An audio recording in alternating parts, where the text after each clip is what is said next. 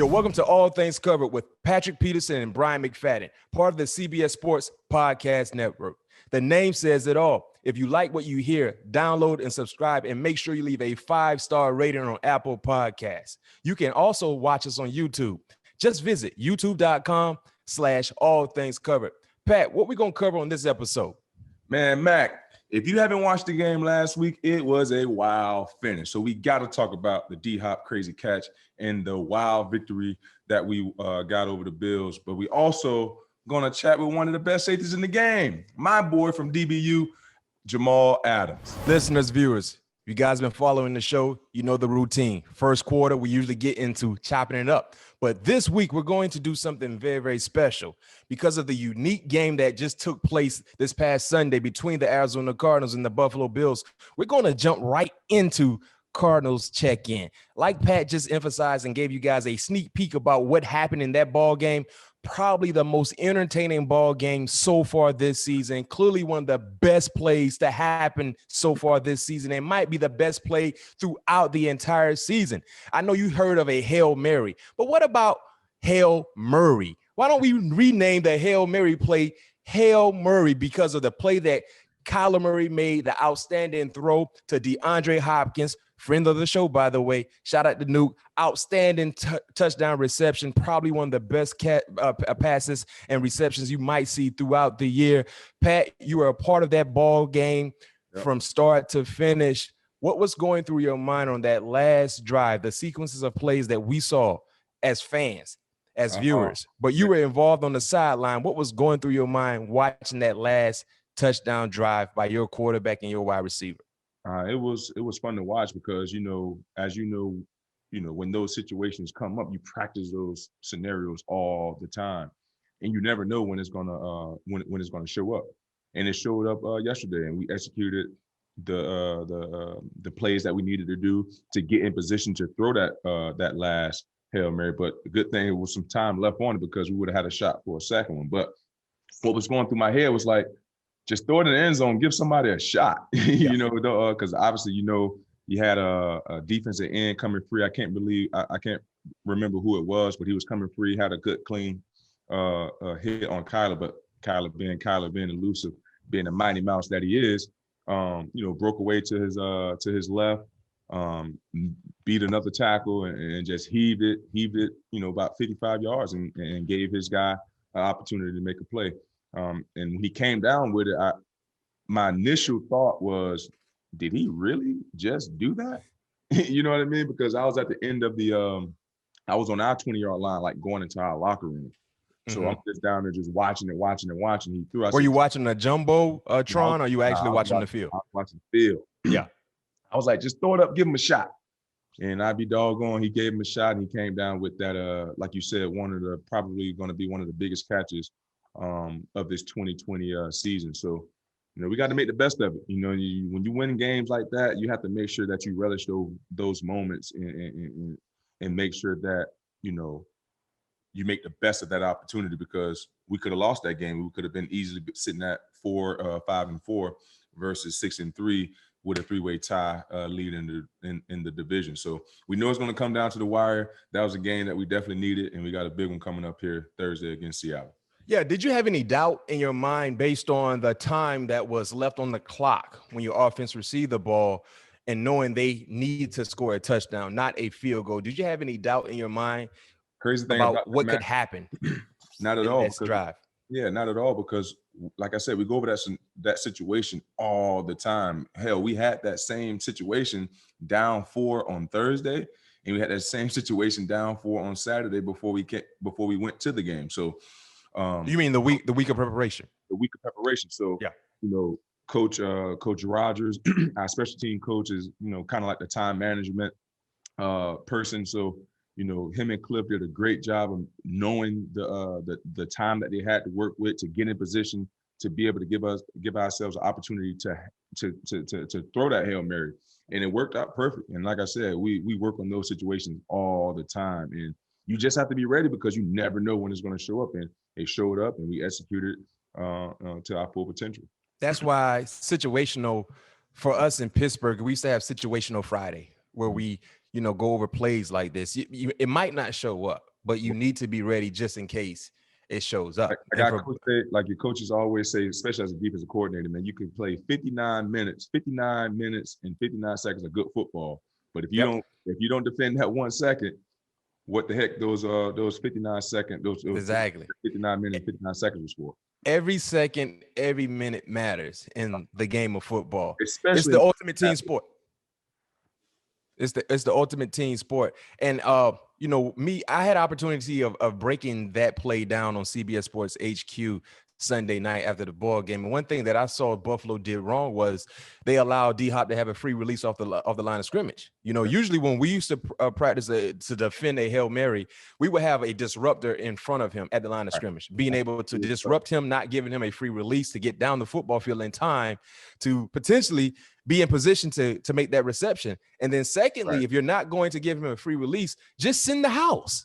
Don't give the quarterback enough time to be able to throw it 40 plus yards down the football field. They didn't send the house. They didn't have a presser, a bump and run guy in front of D-Hop. And because of that, we saw arguably the best play so far this season. And also too, Pat, one thing that people don't realize, D-Hop was on the single receiver side. They was trips away. You don't usually throw the football to the single receiver guy side because usually he's outnumbered when it comes to defenders in the secondary. Right.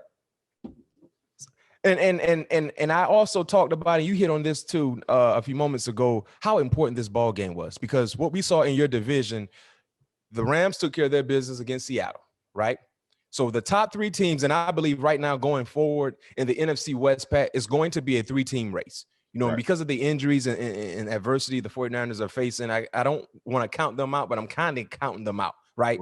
It's going to be a 3-team race. You guys won. Seattle lost. The Rams won. All 3 teams, top 3 teams, have 3 losses. That was a huge win. How could that win this past Sunday change the trajectory of the ball club going forward? I mean, winning those type of ball games just give you so much more confidence.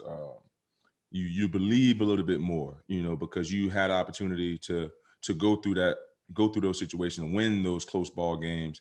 And honestly, winning close ball games, I believe, help the team chemistry, because when you win close ball games, everybody has to be on the same page. Everybody have to know what they're doing. Everybody have to make sure they're honed in on their assignment. So when you win games like that, I believe it brings the team closer. It gives you that belief that you can win any game. We was down 10 with 5 minutes to go in the third quarter. Kyler ended up scoring. They came right back. I got the interceptions to put us up 3. And then it came down to the last 5 minutes of the game. Buffalo went down and scored. And then, the rest is history, what our offense was able to do. But when you win those type of games, man, it's hard to explain, but it definitely does something special to your team. No question. I tell people all the time, I was fortunate enough to play on 3 Super Bowl teams, 3 teams that made it to the championship. And we all 3 of those teams, Pat, had that one defining moment throughout the season where we came together. It could have been some adversity on the football field, injuries, but we came together and we were battle tested and we found a way to win a ball game. And we just used that as a momentum booster throughout the season. And this could be that one defining moment for the Arizona Cardinals. When you look at the entire season, the standings, and how well you guys are playing and how you had to fight through adversity, this could be something to circle and monitor throughout the course of the season. And in that entertaining ball game, you had notable moments. And specifically for you, Pat, you had me jumping through the roof because I never seen you let go 2 interceptions. When it comes to ball skills, I tell people this all the time. In our family, Pat got the best ball skills in our family, hands down. I mean, I'm not even going to put my name in that conversation. I don't want to put Walter's name in that conversation. Pat P got the best hands in our family. And you can make that argument for Pat P in the secondary, has the best hands in the secondary. But my guy, talk us through those missed opportunities. What happened? Man, the first one I was kind of indecisive on how I wanted to catch the ball because I knew it was traffic there. And it was like a DB on my left and a receiver and another DB on my right. I believe it was Beasley, if I'm not mistaken. I can't remember who the receiver was, but I was in a quarter zone, and my guy went under. So now I'm Can you explain to the listeners and viewers quarter zone? We got to break it down here. We got to educate. So yes, they gave us a 3x1 set. Stephon Diggs was on the X cut. So like I said, we was in the quarter. So one corner has a quarter of the field. The strong safety have a quarter of the field. The other strong safety have a quarter of the field, and the other corner has that quarter of the field, which makes a whole. So with the X split, we would typically like cut that because we don't want to have to run through traffic. So we cut that. Buddha took the X and explain cut. Yeah, that's where the safety take the shallow cross, correct? Exactly. The safety take the shallow cross, so the DB don't have to run through traffic to try to get to him. And as he's trying to maneuver through traffic, the guy Stephon can catch the ball and easily have a free release into getting the first down or whatever the case may be. But Buddha cut my guy. So now since Buddha cut my guy, I'm replacing him now. So now I'm the quarter safety. So now I got visions because I don't have no work. So now I'm looking at Josh. So now I'm back in my quarters, backpedaling. I took a glance to my right because I saw him looking like scanning the field, trying to see who's coming back across the field. And once he saw his guy coming across, I kind of settled down, planted, started breaking back towards the ball, and I went for the ball like this because you got to catch the ball with your hands. And I think honestly, because Beasley went for the ball as well, so he kind of tipped it, and I kind of couldn't grasp that one the right way. Yeah, but I should have went in there and body caught the ball because all of the traffic that was in between me. But the second one, my goodness, I mean, we was in the perfect call. We was almost in the same. They kind of gave us the same play. Yep. You had free eyes. We was in Rover, so it's technically the same thing, but it's man to man. But the safety comes down and you let your man go. Let my man go. I saw it. He take him, so now I'm the new Rover player. Yep. Josh did not expect for you to let the receiver go. I think it was Diggs you let go on a shallow cross. Exactly. So now I'm the new Rover player, and I think it was Beasley again, if I'm not coming a deep over. Yeah, I'm a deep over, and every single time they give us that X split, they're trying to clear it out for that backside dig. So Vance dialed up a perfect call. I just didn't execute. And that one, the second one, you tried to catch with your body. I did. Yeah, no, that one I did try to catch my body, but it hit my hands because it was so low. That's why I had to slide down and try to get it. But the mistake I made was I did not look the ball in. Yeah, I tried to catch it with my hands without catching it with my eyes. That's why my hands were so dang going good because I catch with my eyes, not with my hands. Man, listen, Ryan Clark, man, my old teammate, my good homeboy, he texted me, said, man, I never seen Pat drop footballs. He's like, bro, this man dropped 2 footballs today. I was like, I dropped 2 Wilsons yesterday. Two Wilsons. You dropped 2 footballs, man. When you talk about a guy with ball skills, you don't say he dropped 2 picks. No, this man dropped 2 footballs, man. You dropped 2 footballs, but you were able to get that book. You know what I mean? You eventually got that book. Talk about the interception that you were able to bring in for the ball club. What were you guys in defensively? We was in the same coverage, man. We was playing the same in that quarters? In quarters. We played quarters all night. And with Josh, the same thing, but Stephon did not give me he didn't give me a X shallow this time. He gave me a dig. Mm-hmm. So with the X being backside, he's technically double because I got a quarter safety, like I said, and I'm a quarter safety. I mean, I'm a quarter corner, and the quarter safety responsibility is reading number 2, but we didn't have a number 2. Yeah, it was 3x1 again. They kept giving us 3x1 and speed trips the whole game. So we was in quarters again. I told Buddha we didn't have no cut or anything like that because he wasn't as tight as he was before. So I knew he wasn't going under this time. But with me knowing that I had inside help presence by Buddha, I told Buddha right before the play, I said, Buddha, you stay right there because he's going to run a dig. If you run a dig, he's going to come to you. And in quarters, my responsibility is the 8 and the 9. Yep. So once he 8 and the 9, what is the 8 and the 9? Goal ball. The 9 is a goal ball. 8 is a post. Post. Yes, sir. Once dig, Stephon ran his dig.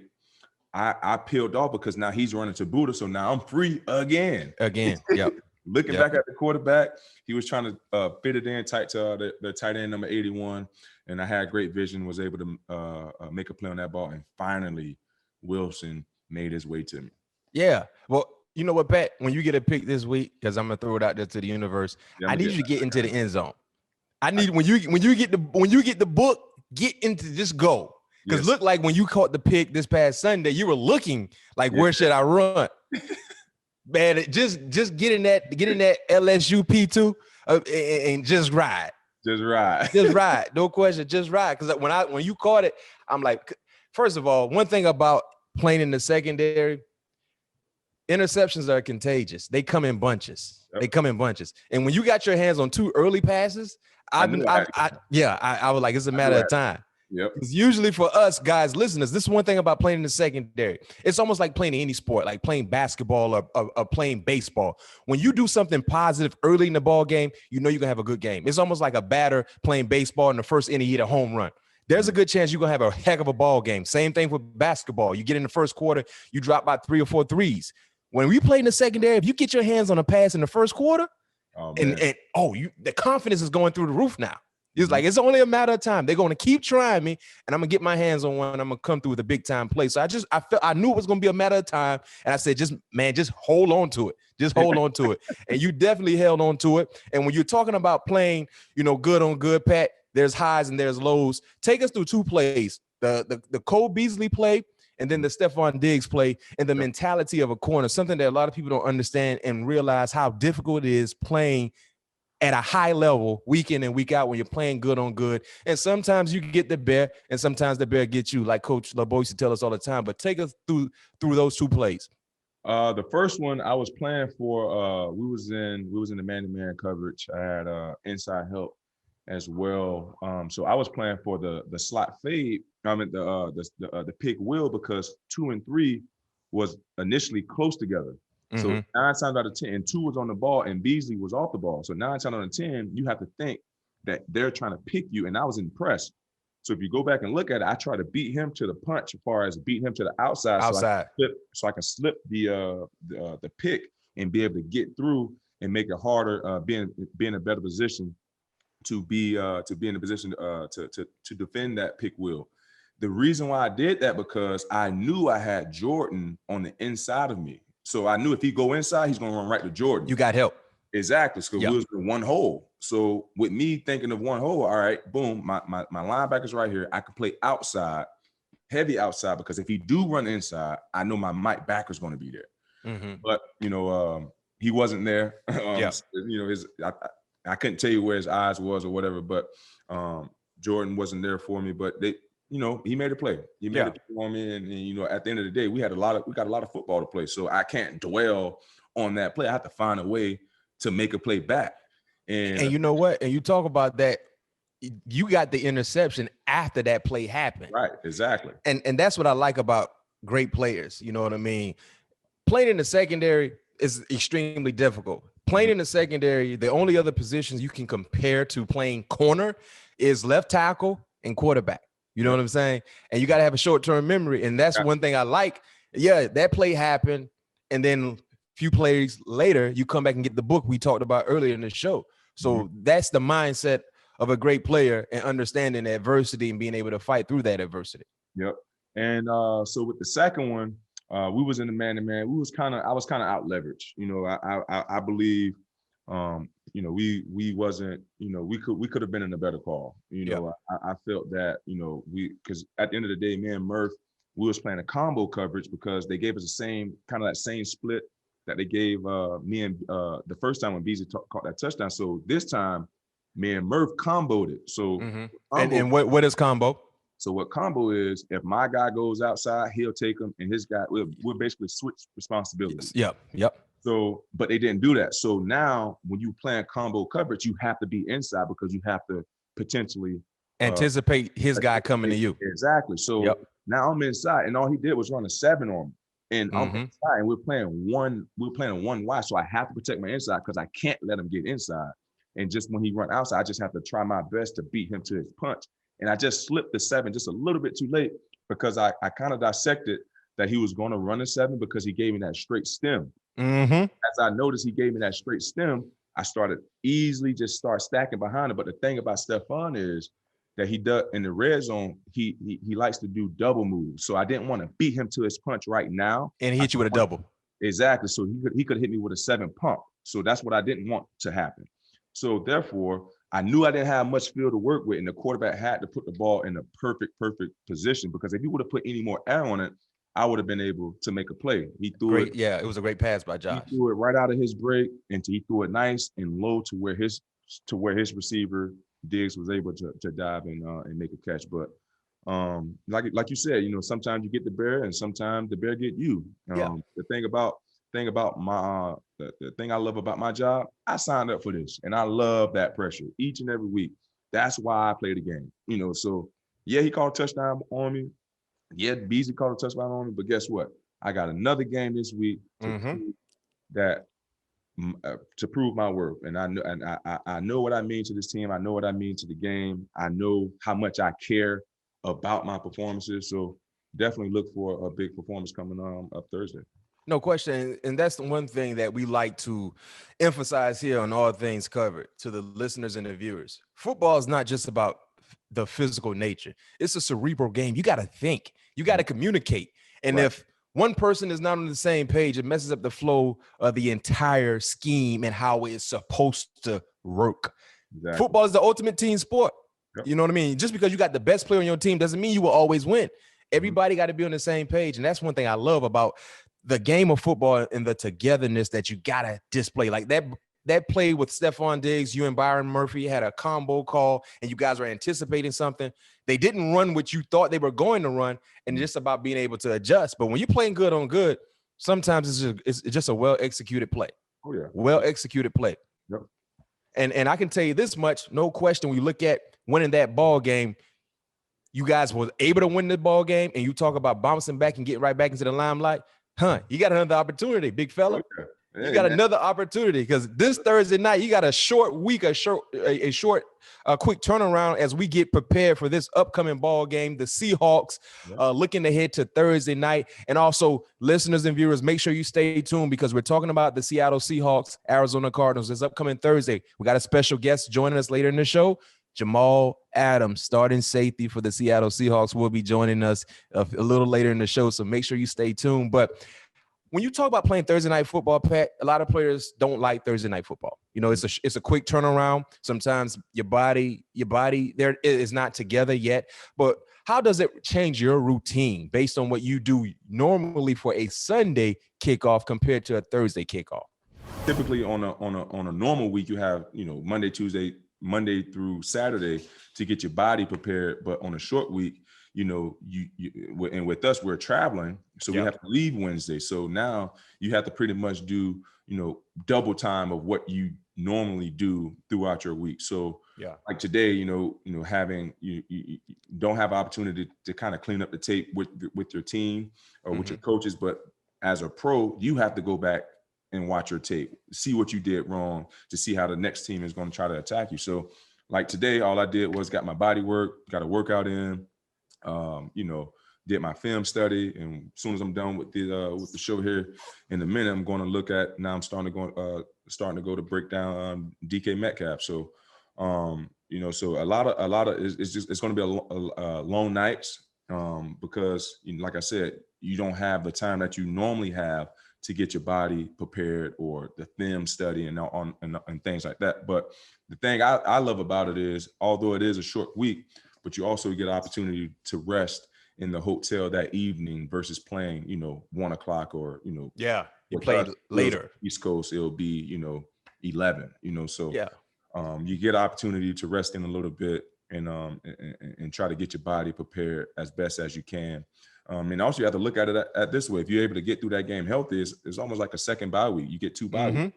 Yeah, you got a long weekend. You got a long weekend to, recharge your body mentally and physically. And the good thing about this particular matchup for you guys, Pat, you're playing against a team you're familiar with. Yep. And the same can be said for them, being familiar with you guys. So, yes, you got a lot of tape you're going to have to watch, but you kind of know what their go-to is the same way they know what your go-to is. And personally, you got another opportunity to play against a top-flight pass catcher in DK Metcalf. Most recent meetings, you played well against him, and DK didn't have a good outing against your homeboy Jalen Ramsey. Jalen Ramsey had a pretty good outing against DK. DK had 4 targets for only 2 receptions, 28 yards. DK's career, listeners and viewers, versus Patrick Peterson. this is his career. This is his almost, I'll say, a year and a half into his career. 71 plays, 5 targets, 1 reception, 6 yards. That is his career against Patrick Peterson. I repeat, 71 plays, 5 targets, 1 reception, 6 yards. How do you continue your success against DK? And what do you expect them to do differently compared to your other matchups against him? Honestly, I expect him to get him in the game early, especially coming out off the game that he had last week. So I have to anticipate that the ball's coming to him early, his go-tos, slants, go balls, just try to get him in the game early. Because like you said, when a guy gets into the game early, he feels like he's involved. Now his enthusiasm level goes through the roof. Yep. So I have to expect them trying to give him looks early to get him in the game, get him motivated, get him, energized and get that offense going, because when DK is playing well, that offense is hard to stop, Yep. When obviously you got Lockett as well, but when DK is taking the top off of defenses, making those strong catches, making those big plays, making guys miss, it definitely it fuels fire into that team. So I have to do my best to make sure that I slow him down and make sure that they can't feed off his energy. So I know I have a tall task ahead of me that I'm definitely prepared for. I'm sure it's going to be another fun matchup that he's looking forward to. And I know I'm going to get his best shot. And we know Russ is very, very magical when he's playing at home. So we definitely gonna have to be on our P's and Q's when we go up north here in a couple of days. Yeah, and this is going to be an important game for both teams involved. Important for the entire division in the NFC West with a traffic jam of like teams battling for the top spot. So I can't wait to see that matchup.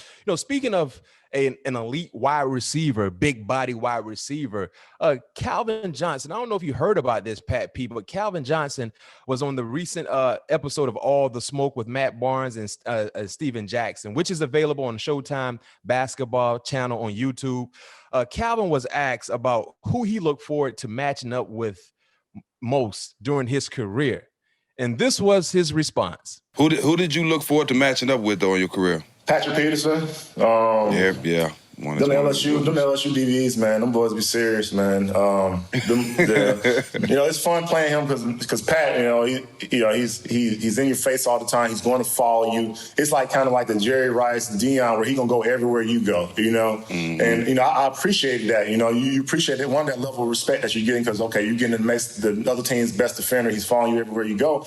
And at the time, I just know that at the time, when I look back on this is gonna be like it's gonna be some OG shit. You got two OGs battling right here, those kind of battles, man. Because he's pushing me and I'm pushing him to bring out the best, and you're able to see some great plays, from both of us when we got to play each other. So Pat, hearing that, man, what's your response of hearing Calvin Megatron? I mean, when your nickname is Megatron, you're a bad man, right? But let me hear your response in hearing Megatron show you some love, and also too, just the appreciation that he had for your matchups that you guys had throughout his career. Man, that was by far that is by far the greatest matchup that I've had in my NFL career. I obviously got a long list of competitors that I went against: AJ Green, Julio, Antonio, Mike Evans. I mean, the list goes on and on. But when you knew you was going up against Detroit, he's not a receiver. He's Megatron. This guy's a robot. He's been 6'6", 6'7", run like a gazelle, very, very strong, can catch the ball wherever. I mean, wherever Matthew Stafford put the ball, 9 times out of 10, he was coming down with it. Yep. But a quick story about my first time ever going up against Calvin. So Ray Horton, your guy. Yep. Coach Ray. Yeah, we know you. Wednesday, you come in and you have a game plan, this, that, another. Obviously, that was I think it was week 12. So at this time, it was in my second year. I'm obviously I know who I'm going to get because I have that responsibility each and every week. So Ray Horton, and this was the game before I think Calvin caught the ball, and he went crazy. Had 300-something yards on Dallas, and caught the ball over 3 people. Yeah, I remember that. It's man, We got Calvin Johnson. I know this is your first time going up against him, P. You got him. But I want to put one coverage in. It was called like Vice or something like that. I said, Coach, I ain't a part of no Vice, man. I said, Coach, man. I said, all due to Calvin, great receiver, but he ain't played nobody like me yet. Like he have not played anyone like me yet that's not going to bow down to him. Like, yeah. I know I'm a second-year player, but I want this matchup. This is why I play the game. I've been doing this all my life since I was in high school. Why the heck we got to change right now? I'm like, man, if he's giving me trouble in the game, I would tell you if we need to do that Vice coverage. So he was like, yeah, we're just gonna have it in practice. They're doing it all week. I said, Coach, if you call that play, I am not a part of the Vice. So all week. So what was Vice? It was like a double? So yeah, it was a safety in the corner. It was gonna be me and the strong safety covering him, like literally like, as a punt return. Oh, like a punt return. Yeah, okay, like, yeah. No, man, we ain't doing that. So the first third down, Coach called it. I forget what the heck it was called. It was like Vice 81. Yeah. I said, Greg Toller was the corner. I said, G, go get that, man. I said, I ain't a part of that. I said, I ain't been a part of no Vice, man. I said, no, I don't need no Vice. When I came to the sideline, I was pissed because they end up dropping the ball. I'm pissed. I said, Coach, I told you we don't need that shit.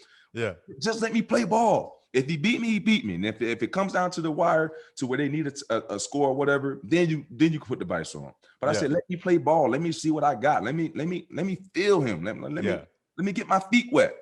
Because the first play of that game, they try to fade. And I should have picked that ball off with one hand. They threw a fade on me, and I got a cold picture. And it literally hit the balls, the palm of my hand, because I cupped it perfect, but I wasn't able to squeeze the tip, and it just bounced back out off my hand. But that game, I ended up getting an interception against Calvin. And on top of that, Mac, I got targeted 21 times that game. What? 21 times. I think I got it right here. Let me see. 21 times. Well, I know you was I know you was sucking wind on the sideline. Yeah, 2012. So yeah, he had 10 catches. Yeah, he got targeted 21 times. Wow. 21 times. So he was 21 for 10 with 121 yards. I mean, hell, he better have 100 yards getting 21. But it was a fun game, man. That was probably one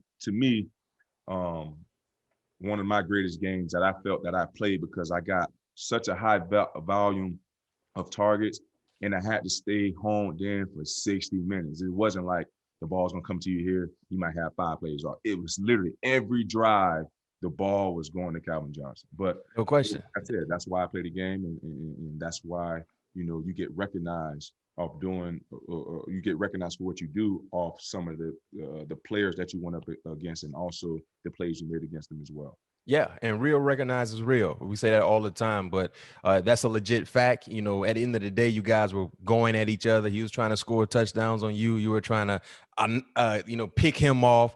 Yep. But in the day, it's a mutual respect. When you got good on good, that's all you can ask for, just a mutual respect from both parties involved.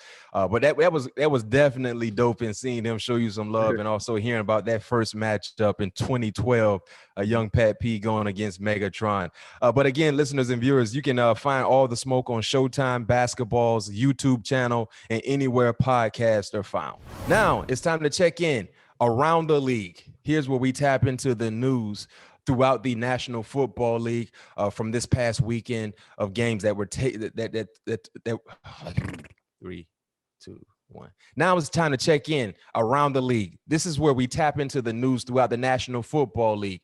There was a lot of big time stories. It was another entertaining weekend slate of ball games, but big injuries to big name players. Specifically speaking, talking about the New Orleans Saints and Drew Brees. Pat, I know you heard about the injury woes with the New Orleans Saints and Drew Brees. A few broken ribs. I think he has a bruised lung. I know he's in pain right now. I don't know if you ever had any. You ever hurt your ribs before? Nah. I tore my oblique. I think it was in 2010 or 2011. Man, that was a painful injury. So I can imagine the pain that he's going through right now. But it was me personally, I don't know if you got the opportunity to see the play, Pat, but it was a routine play for me as a defender. A lot of people were saying it was a dirty hit. It was unnecessary. And we know how they want to protect quarterbacks right now. And if you haven't seen the play, listeners and viewers, please go check the play out. It was a flag that was thrown by the refs. And it was like when the referee saw Drew Brees on the ground hurt or a bit disgruntled, then they decided to throw the flag. It was like a sympathy flag, something I don't like, I don't agree with.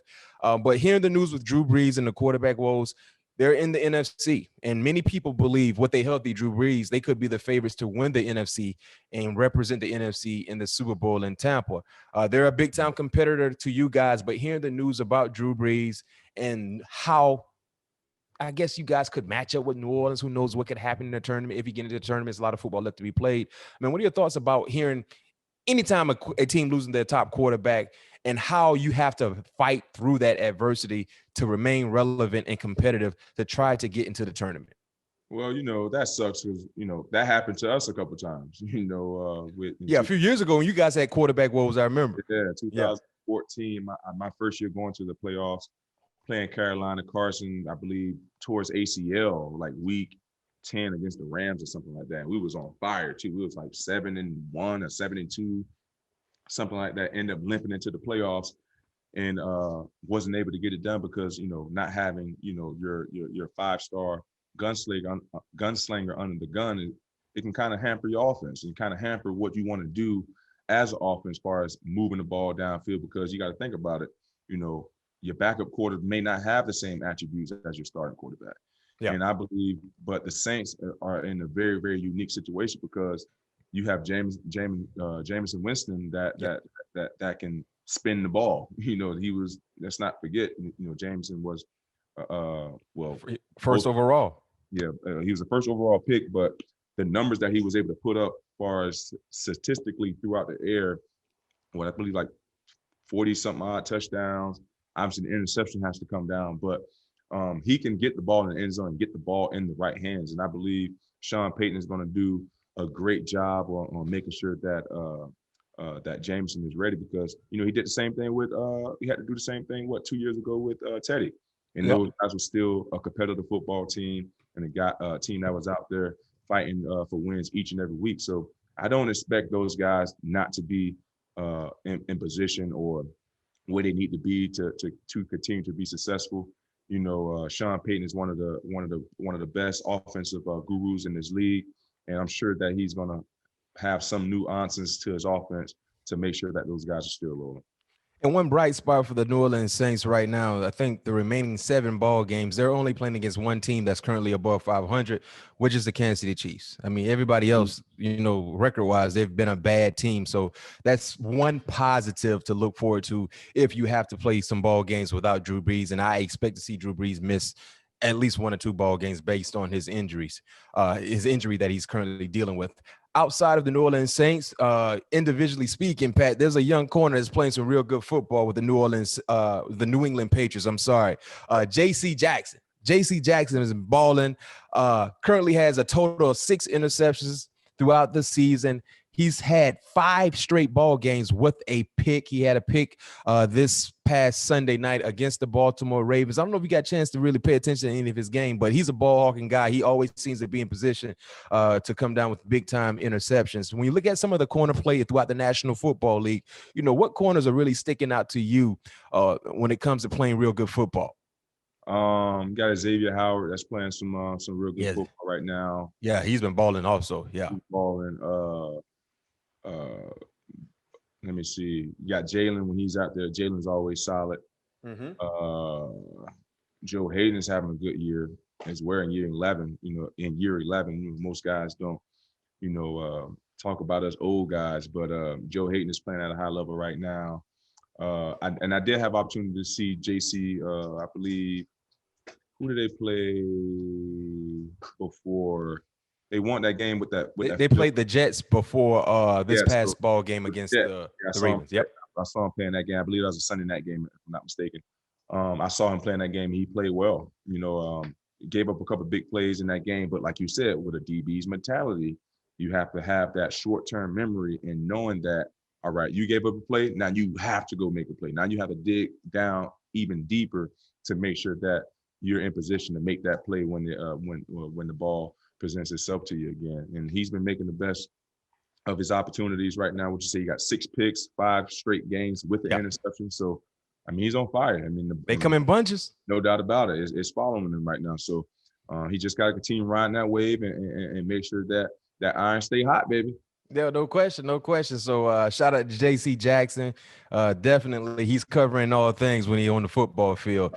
So playing some big time football. Elsewhere in the National Football League, we saw a rivalry, to say the least, that was played in the AFC North, a rivalry that I once was a part of in the Cincinnati Bengals and the Pittsburgh Steelers. Leading up to that ball game, the Cincinnati Bengals, their social media, I guess, guys or folks decided to, try to poke the bear, to say the least. They came out with a clip of TJ Houshmandzadeh cleaning his cleats with a terrible towel. Now, for a lot of people who might not be attached to the Pittsburgh Steelers, Pat, the terrible towel is sacred. That is something you don't play around with. You know what I mean? Tennessee did the same thing some years ago, and they beat us, and we came back and got our revenge. But the terrible towel is something you don't play with. And Cincinnati, they had a nice little cute, Twitter post or whatever the case was, with the terrible towel being involved in that video. And for us, and even with me still, I'm retired, I'm still a part of the Pittsburgh Steelers and things like that, I felt some type of way, and all they did was poke the bear and just got mollywop, as the kids say, this past Sunday in Pittsburgh. So I would just like to give the fans of Pittsburgh a shout out for being so disrespectful to Cincinnati, for putting that post out. Clearly, you can't be disrespectful when it comes to the Pittsburgh Steelers. And I just wanted to make sure these guys understand, when you talk about the terrible towel, you got to treat that thing like it's luxury. Right. Don't be disrespectful. So shout out to Pittsburgh and taking care of their business against Cincinnati. By the way, I never lost to Cincinnati ever in my career in Pittsburgh. I never lost to Pittsburgh. Never lost? Never lost, Pat. Never. I don't even think I played in a ball game. Well, yeah, one ball game I played with Cincinnati, I think it came down to maybe a 4 or 5 point ball game, but usually we play against Cincinnati, it's close to double digit. We always mostly covered, I think, against Cincinnati. Oh man, yeah, Cincinnati. It sounded like they had a tough drop, man. And I mean, I think they still having a tough drop. I don't think they still have. Well, they have beat you guys. Yeah. I mean, when I was there, I never lost to Cincinnati. Yeah. But it's still lopsided though. It's still lopsided for sure. No question. Now, listeners, viewers, before we get into halftime, and make sure you guys stay tuned. We got a special guest joining us a little later in the show. Jamal Adams, outstanding safety for the Seattle Seahawks, will be joining us here. All things covered. But before we get to halftime, there's some other stuff that we would like to tap into with Pat P. The Bama LSU rivalry didn't get a chance to take place this past Saturday because of COVID issues. But hopefully they're able to get that ball game going at some point in time. But when you look at what's going on throughout college football, Pat, you once were an elite prospect, right? A guy that had a high draft grade, and you're starting to see a lot of kids opt out. Start the season and opt out midway through the season, and you saw a lot of kids also didn't just participate at all. If you were in college right now and knowing the situations with the coronavirus and the concerns with your draft grade not necessarily being solidified, but pretty much being in a better position than a lot of other kids, would you, with your mindset collegiately, would you play, or would you opt out in totality, or would you play a little bit, get your draft stock higher, gain some leverage, and then opt out? Matt, that's a very, very touchy question. Let's say going into your junior year, right? Going into your junior year. And I got my grade, because honestly, I didn't get my grade until I know times are different now, but I didn't get my grade literally until almost October-ish. So I now kids are, especially if you're a senior, you kind of know what your grade is going into your senior year. Juniors, I think now they kind of put the juniors in that same class now. But if I knew what I knew now, I probably would have opted out. So you probably wouldn't have played at all. No, I probably wouldn't have played. I probably would have done everything that I needed to do as far as training, getting ready for the combine, putting my all into the combine, because it's so much uncertainty going into the season. Obviously most teams are starting late. You don't really know how many games you're going to play. So with me having a stock that I know I have, I really don't want to go through that process. I know exactly what what I'm here for. My time has come. You know what I mean? So I have to make sure that I'm putting myself in the best position possible to not hinder my opportunities of making a career that can change my life. So there's definitely a lot of thought that goes into that decision. But I honestly think the guys who dropped out, who end up opting out, not playing the season, I truly believe that they gave it some thought. Had talked to their families, talked to whoever they're close with in their circles, to give them proper advice. And at the end of the day, you can't fault no one for making the decision that they feel that's best for them. Yeah, you know what I mean. So, but to answer your question, I probably would have declared to not play the season as well.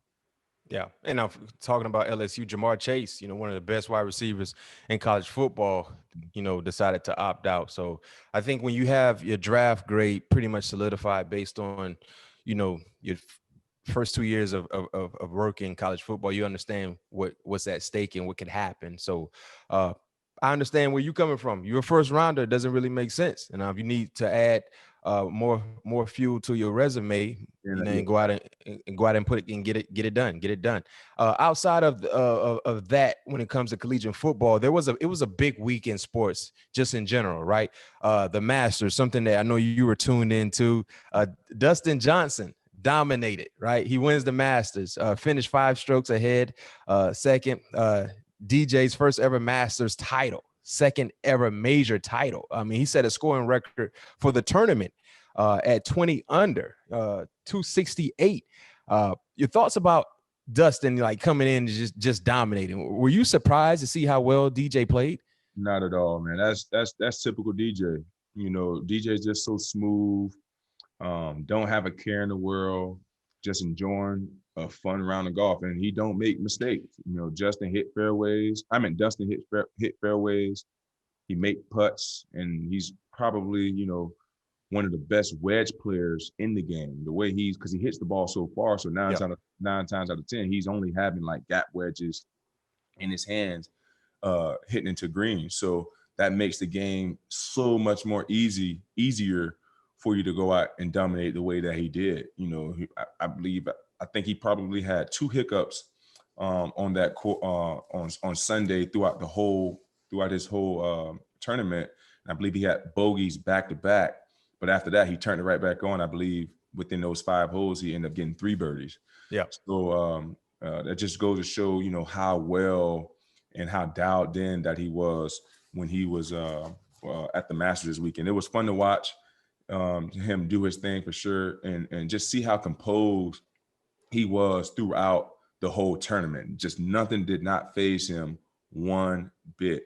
And when Dustin is on like that, he's hard to beat, man, because he's one of the longest average drivers on tour. I believe his stroke game is like top 5 on the PGA.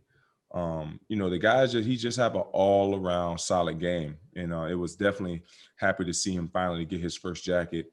Living I think he said like an hour and a half in Carolina somewhere. From Augusta. So I know it was a childhood dream for him to capture that green jacket. And what an image it was for Tiger to actually give him the green jacket. I know that's a moment that he would definitely cherish for the rest of his life. Yeah, and also too, a few other golfers you were monitoring. John Rahm, clearly a friend of the show. We had him on a few weeks. He had that wild hole in one Wednesday during the practice round. I mean, that was an amazing shot. And then your neighbor Bryson, Ricky Fowler finished, T29 at -3. When you look at those list of names, along with Tiger, I know you were high on Bryson and John, but what are your thoughts about Tiger and how he finished? I thought he finished well, especially after getting that 10 on 12. That was that was a disaster of a hole for Tiger, especially being how great that he is. But, that can happen in golf. You get a couple bad breaks and, the ball went in the water twice, then went in the bunker, then blasted out of there.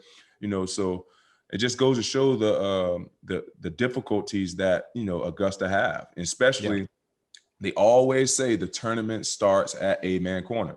Yeah. And that's the start of 8-man corner is 12. So, and that's actually where Tiger won the tournament last year, because he was able to capitalize off, who was he playing with? I think it was Tony Finau and I can't remember the other guy he was playing with. But anyway, those guys did what he did this Sunday, you know, put the ball in the water, and he capitalized on that, ended up making a par.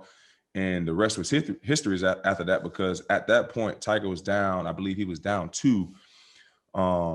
Francisco, that's who it was, Francisco Molinari. Mm-hmm. So Francisco had a 2-stroke lead, and I believe Tony was up 1 on him, and both of those guys got double bogeys. So now Tiger's tied with Francisco, and he's 1 up on Tony. And from that point, Tony, I believe Tony wasn't able to get back into the tournament. He just continued to pile up bad holes after bad holes to finish up that round. But Tiger took advantage of it. And like I said, you know, that's typically where the tournament starts. And he knew that. And once those guys made that mistake, the Tiger had that look in his eye, and he captured his 5th jacket last year. Yeah. And I think, you know, with the abnormal timing of the Masters, it still was entertaining. I think people got a joy in seeing some quality golf all last week leading up to Sunday. So it was an entertaining week, you know, Masters, you know, he had some college football, most importantly, the NFL, another entertaining week of NFL football. And we have another upcoming week of entertaining football as well. So right now, all things covered, Patrick Peterson and Brian McFadden, it's time to go to halftime. We just finished a 2-minute warning. Are we going into halftime with this nice lead? But on the other side of halftime, we'll be joined by our special guest, Jamal Adams of the Seattle Seahawks, will be joining us here. All things covered. Stay tuned. What's up, listeners, viewers? We're back from halftime. We got a chance to get some water, hydrate, eat some oranges, get right back to the gridiron. And like we promised you guys earlier in the show, we got a special guest joining us here, all things covered, Patrick Peterson and Brian McFadden. This is a guy that's extremely talented. You know what I mean? Anytime we can get a fellow DB on the show, man, it's only right. You know what I mean? I tell people all the time, DBs are the most important players on the football field. 6th overall selected player in 2017's NFL draft, 2-time Pro Bowler, 2019 first team All-Pro, at Prez on Twitter, Instagram name, at President Mall, part of 17 Weeks podcast, part of the 17 Weeks podcast show, outstanding show, by the way, former New York Jet, current Seattle Seahawks. And he will be performing in this upcoming Thursday night matchup against the Arizona Cardinals, no other than Jamal Adams. Man, thank you for joining us here. All things covered. Before we jump right into the nitty gritty, Jamal, how you feeling? How's your health going? We know you missed some time a few weeks ago, but where are you now located when it comes to the health standpoint? Yeah, man, you know, I'm feeling good. You know, but obviously, you know, came down with a little, you know, nagging injury in the shoulder last game. But it's part of it, man. It's part of the grind. It's part of the process. You know, it's never going to be perfect. Some things sometimes, you know, each year you got to fight through something, right? And then if you not fight through anything, something's wrong. You know what I mean? So that's something that, you know, I kind of learned and figured out. You know, obviously everybody wants to stay healthy, but you know, this 2020 season has been ugly for the league, and obviously there can be a lot of opinions on why. But you know, you just got to figure it out. You got to keep fighting, man. So I'm looking forward to Thursday, man, going against Pat and the guys. Oh yeah, it definitely should be a fun matchup. But Absolutely. with me watching you for so many years at LSU with the Jets, and now being a rivalry opponent, where does that confidence and that swagger come from? Because you always had it. Like where it come from? Honestly, man, I think it starts at home. You know what I mean? The way I was raised, you know, I was always raised to voice my opinion if you have an opinion. I was always raised to be confident, be the best at everything you do. I've always had that drive, man. I always tell people, you know, when I was younger, man, I used to hate, I played video games like no one else, right? And now I don't even play video games at all. So I used to cry if I lost in any form of game, you know what I mean? So I was just so competitive at a young age. I hated to lose. So competitive. I always had that drive and, you know, that confidence. So, you know, for me, man, I think it starts with your mindset, just with, life. You know what I mean? Whatever you do in life, I think that if you don't have a purpose or know your purpose, you'll never be successful. Like, you can always tap into the grind. You can always say, I'm going to grind it out, but you got to know why you're doing it. You got to know why you're going to put in all this work and do all the little things. So I think for me, man, that it started at home for me. And I'm very fortunate enough to have two outstanding parents that's still together. That's a blessing. Being around guys like, you, Pat, seeing you back at LSU and so many guys that came through, or so many guys that I looked up to, or seeing how they played the game, what type of swagger they played with, how they played the game. For me, man, it was just adding and kind of creating that like almost creative player, should you say, right? And just having that mindset, having that confidence, because as a DB, man, you got to have confidence. If you don't have confidence, you're in trouble. You're right. You know what I mean? You're definitely in trouble. So you can't, obviously you take your chances. You know when to take your chances based off situations or based off what's going on in the game. But at the end of the day, man, if you don't, roll the dice, scare money don't make money, man. And that's how I look. No question. And talking about the confidence and the swagger, we got an opportunity to see that swagger down in Baton Rouge, LSU. You were a 5-star recruit coming out of Carrollton, Texas. But what were the factors that led to you deciding to sign with LSU? Wow, man. The crazy part about it, man, I was going to Florida. Joker Really? Phillips. Yeah, I was going to Florida. Joker Phillips he's my godfather. Wow. At the time, he was the receivers coach at Florida, right? And this is when Muschamp was there. Coach T-Rob was the DB coach. Now they're in South Carolina coaching together. And was a big fan. I was a big fan of the way they ran the program, right? And for me, growing up, I always knew, okay, DB, as a defensive player, all the DBs go to LSU, Florida, or Alabama. Or at the time, it was Texas too as well. But I knew Texas was kind of like on the downgrade, as far as Mac Brown, we didn't know. You know what I mean? So all of that was going on at the time. And I never really understood or knew where I wanted to go, but I had a feeling. LSU came on me last minute. You know what I mean? I remember Coach Insminger, he came, and you know how he talks, man. He came to one of my scrimmages, I want to say like my senior year, and he sat in the stands, but he didn't come speak to me after the scrimmage. So usually, I'm looking for that, right? And, as a kid, you're looking for the scout to come up to you. You got a lot of the scouts that's usually down there on the field, but he didn't come up to me. He just called me and was like, oh, I remember everything you did. And it was just like, it's a little weird. So what happened was, come to find out, there was a friend of mine that did go to LSU before me that went to my high school, and it didn't work out with them. So my head coach in high school didn't really feel the love from LSU. So he kind of like shied away, kind of almost pushed us away from LSU, right? But it just so happened, man, I knew Florida was too far at the time. I knew I wanted to be closer to moms. I wanted to be closer to moms and pops and my family. At the time, my nieces was growing up, and obviously don't have kids, so that was like my kid, right? And she didn't have that father figure, so I felt like it was my role at the time. I felt like I needed to be there. I needed to be that guy, that guidance that she needed, right? And so seeing her grow up, ended up making the decision to go to LSU, man. I don't regret anything. I'm so glad it happened to me because, man, it taught me not only how to be a better football player, but how to be a better man. And Tommy Moffitt to Jack Marucci to all the guys from the academics, everybody, man, Walt, everybody taught me something, right? And it made me who I am today. And I'm so thankful to go through that transition, to go through that dream of playing at LSU, being in Baton Rouge, and seeing and meeting different people coming from different backgrounds, but just learning something from everybody. I think that's what made it so special for me, man. And obviously, not being too far from home, it was a 6-hour drive, hour flight, not too bad, and that was something that was key to me. I didn't want to go so far because, mom's she's from New York, didn't like flying due to 9/11, had family up there. So that was another thing that scared moms.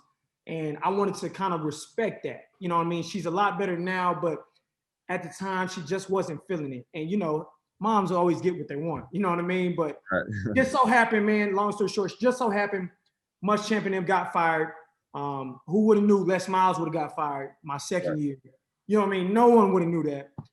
It just so happened to happen like that, and went through 3 different DCs at LSU. And I think for me, man, that taught me so much about ball, so much about defense. And obviously I was so fortunate enough to have Corey Raymond all 3 years, and he's the best in business. And taught me so much, man. Taught me not only stuff on the field, but off the field. And then when Pat and Ryan Clark and Corey Webster, the list goes on and on of guys that would come back and feed us knowledge, it was just so inspiring to where I'm like, okay, man, one day I'm going to be in their shoes. One day I got to go back and serve, you know what I mean? And I thought that was big, man. I think that's what it's about. You know, when you can really build that brotherhood and understand that there's so many great guys that come through LSU. There's so many great guys that come through the SEC or whatever, period. The greatness you see. It's not just one guy who's great doing this. It's a couple of the guys that's great at what they do. And that's what makes it so special to me. And I respect that, man. So I don't regret the decision, man. It was something that, you know, shaped me into the man I am today, mentally and physically, but, you know, mainly mentally, and making me just see how life and see how the football world really works. And I'm truly grateful for that opportunity, bro. Right. Well, talking about, so you already hit on LSU, Coach O took over as a head coach your final season as a Tiger. Could you imagine the heights that he took the team last year coming? Did you see the anticipation, the energy, or his vision when he saw the team going? Well, I definitely knew when Coach O came in as a D-line coach. Obviously, everybody knew about him history-wise, and him being in the blind side, and you know, good dude. He's a player's coach, right? And he's a fiery guy. So I knew that it was something that we needed from the transition from Les Miles. Right. And I love Coach Les Miles, man. I love him to death because he gave me my opportunity. Right. And I'll never say anything bad about him because he blessed me with that opportunity, and I'm so grateful for it. And I think that it needed to be a change at the time. We were struggling. Needs to be a change. Obviously, I'll never forget, we started off like 6-0, 7-0 my sophomore year, went to Alabama, lost that one. That was the first year of the playoffs, I want to say. And then went down here, lost 3 straight, Ole Miss to Arkansas. Yeah. And back then, that's when Ole Miss and Arkansas was some damn good teams at the time, right? So that SEC West was the truth. Right. And obviously you had Mississippi State, you had all of them. So, you know, the transition was good. I knew that Coach O was going to figure it out. Obviously, you know, everybody said we didn't have a quarterback at the time, but I truly believed in Brennan Harris. I thought Brennan Harris could really get it done. At the time, we wasn't opening up the offense how they did. You know, we had Fournette left, Fournette right, as great as he was. You know what I mean? And the defense was stout. You know, we was playing LSU defense. Simple as that. You know what I mean? You know what we in. It don't matter. Beat us. Like just what it was. You know. But it was a great transition, man, from going from Coach Miles to Coach O. And then, like I said, 3 different DCs. I had Chief, I had Coach Steele, and then Aranda. So I learned so much ball. You know what I mean? And it was a good thing, and a blessing in disguise to where it helped me now. But man, all that talent that we had last year, you know, with Coach O, Joe Burrow doing his thing, the receiver core, them opening up the offense. Man, it was only a matter of time, bro, before LSU got back on the map. And, you know, we were never off the map. We just couldn't put it all together. You know what I mean? And once we did, you know, we came through. We won it. And now we're young. Yep. And every year you go through a transition. You know, everybody knows that. And, you know, obviously the fans might not know it, and they want everybody to, you know, they want us to win right now. Right. But sometimes, you know, you got to take your blows. You know, it's a process. It's a process, bro. You know, it's a marathon. I always talk about it, man. Rest in peace to Nick. You know, it's a marathon, bro. You got to keep running. So it was a blessing, man. I'll tell you that. No question. And talking about your success there collegiately at LSU, it led to being drafted. And what a lot of people don't know about you and your family, you know, your father got drafted. 1985, he was the 19th overall selection in the NFL draft. And you guys had a draft day bet, right? Tell us a little bit about the draft day bet. Yeah. And did your father have to pay? No, he didn't pay up. He didn't pay you. He didn't pay the debt yet? Hell no, man. Tell us a little bit about that bet. Yeah, man. So, growing up, bro, again, was just so competitive in everything I did. Like literally, in the classroom, I wasn't the smartest, but I wanted to be the smartest, right? Yeah. And I hated to fail. I hated anything. I hated when my teacher folded my paper over if I failed or trying to hide my grade. Everybody goes through that, right? So I was just so competitive, man. And I remember, I want to say about 8 years old, man, I told Pops, I'm like, man, I'm going to be better than you, right? And he's like, you're not better than me until you get drafted higher than me. And that was fair. At the time, I didn't understand it. I'm like, yeah, okay, whatever. But it was a special moment because it drove me to a different level, man. I was doing certain things, man, in college. Not in college, in high school, that most 15-year-old, 14-year-olds, 16-year-old kids aren't doing. Right. Like I was getting up at 5:30 in the morning, man, working out with my DB coach before the workout with the team. Right. I was doing these things because I was so driven. I missed prom. I missed homecoming. I missed all these things because I was so driven to make my dream come true, right? And I always had that goal. And once I put a goal out, I'm gonna go get it. It's just only a matter of time, right? And that's just starting with your mindset. And I've always had that, man. So I always told Pops I would be better than him, man. And I'm so grateful to obviously have the opportunity to leave school early. And that was something that's always been at LSU. Come in 3 years. The special ones leave 3 years early. A year early, right? Yeah. And that was always the motto, the great ones, right? So it was good, man. I'm so fortunate enough to go to the Jets, to have that opportunity. I don't take it for granted. And, obviously things went down the way it went down, but man, it was a blessing in disguise, and it taught me so much. And not only did LSU make me into the man I am today, that situation made me even into a better man, you know what I mean? Because I went through so much adversity, and it taught me a lot about myself and then what I can do on the field as well, and just my teammates and being that leader and working with different guys from different backgrounds. So it's pretty cool, man. Speaking of the Jets, Jamal, at what point in your career there in New York did you realize it was time for you to get a change of scenery? At what point? And what was that defining point for you? Well, as bad as I wanted to stick it out, man. I really wanted to, stick it out and actually become a Jet for life. I said that and I meant that because I felt I could do it by myself. But when I look back on it, man, I couldn't. You know what I mean? I couldn't do what I wanted to do by myself. And, obviously I came in, man, as a rookie. I knew that, let's be honest, the Jets were the laughing stock. We didn't have respect around the league.